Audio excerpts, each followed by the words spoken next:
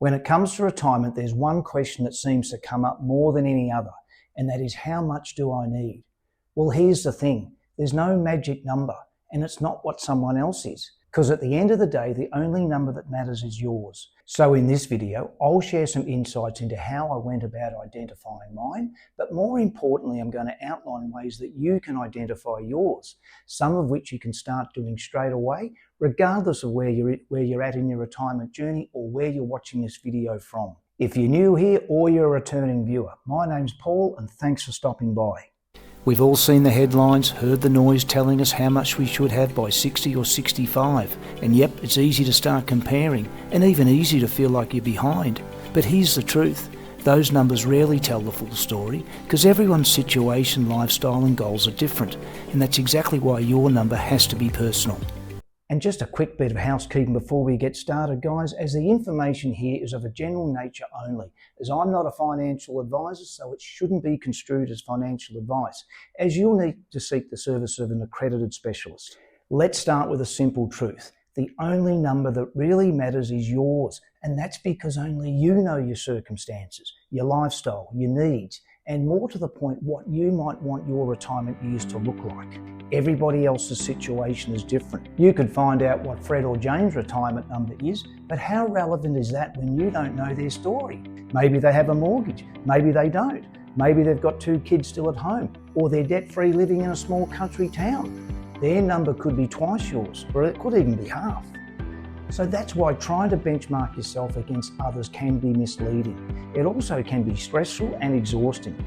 Look, there's a lot of noise out there. Online articles, social media posts, even conversations at barbecues, all throwing around figures that can make you feel confused, overwhelmed, and even quite unfairly, leaving you feeling behind. The truth is, when you start getting your facts straight, when you understand what applies to you, that's when you take control. It's not about chasing or aspiring to someone else's goals. It's about mapping out your own. Be assured you're not alone, because I used to think like that as well. So I sat down with my financial plan in my late 40s, and together we built a broad form plan. And every few years we review it as life and circumstances changed.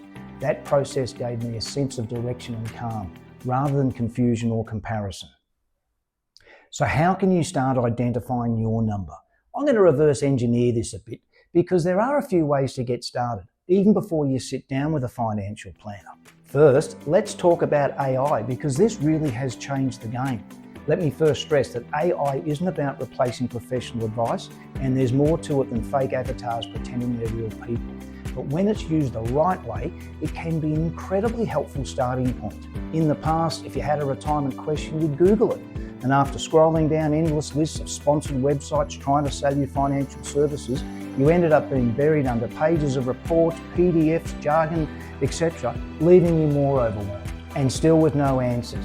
But with AI, you can ask more specific personal questions and get clear summarised answers linked to reliable sources like government or statutory-based sites with click-through links to enable you to dig deeper. My personal go-to platform for this type of research is Gemini, because it's a Google product, but of course there's other popular alternatives out there like ChatGPT.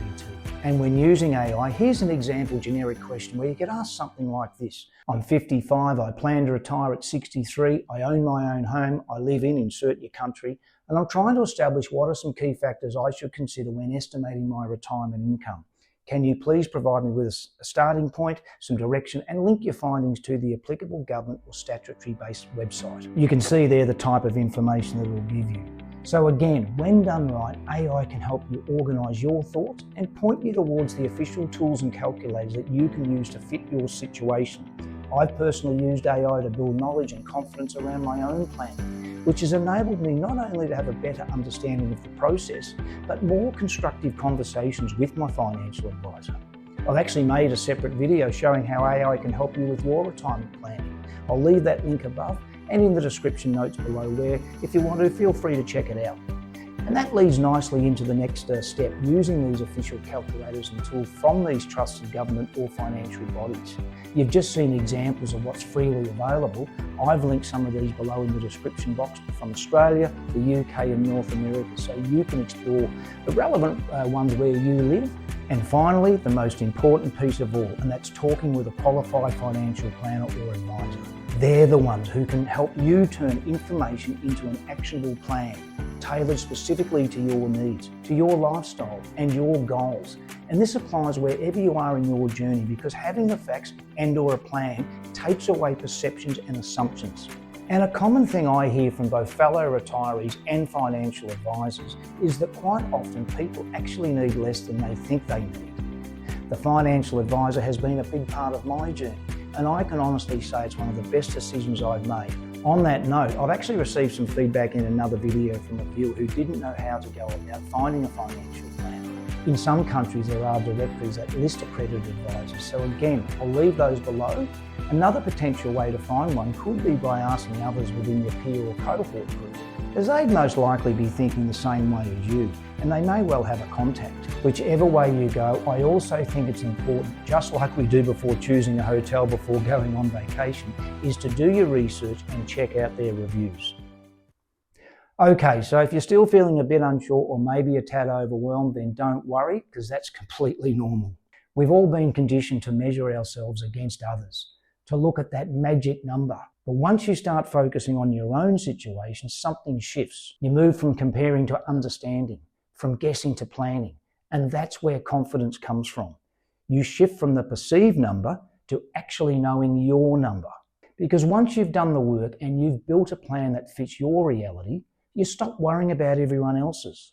So as we all want that sense of clarity and certainty, it's therefore important not to let someone else's number define yours. The only magic number is the one that lets you live the life you want with confidence and peace of mind. So I hope this video has helped you shift your focus away from everyone else's assumptions and towards identifying and ultimately achieving your number. So with that said, where are you at when it comes to your number and how you're approaching this journey? Leave a comment, because it'd be great to hear from you. And if you found the video helpful, I'd really appreciate if you give it a thumbs up and subscribe to the channel. I've got more videos coming up about retirement and making the most of life beyond work.